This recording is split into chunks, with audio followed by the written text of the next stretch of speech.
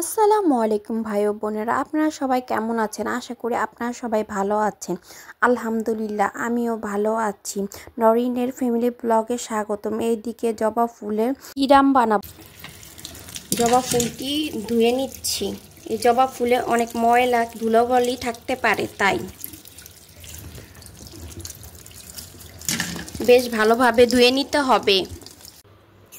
জবা ফুলের সবুজ অংশগুলি ফেলে দিতে হবে, এভাবে নিতে হবে। সবগুলো এভাবে ফুলগুলো বেছে নিব। জবা ফুলের সাথে কিছু পাতাও এনেছি।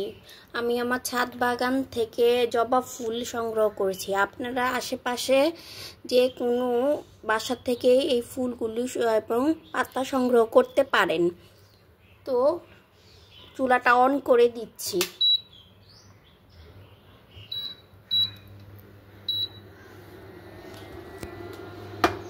এখানে 1 গ্লাস পানি দিয়ে দিচ্ছি। এখানে 8 থেকে 10 মিনিট মিডিয়াম টু লো আঁচ করতে হবে।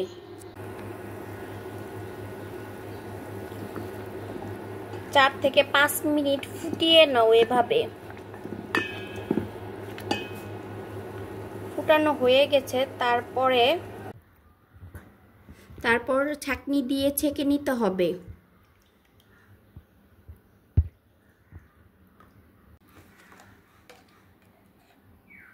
এক চামচ ক্যাস্টর অয়েল,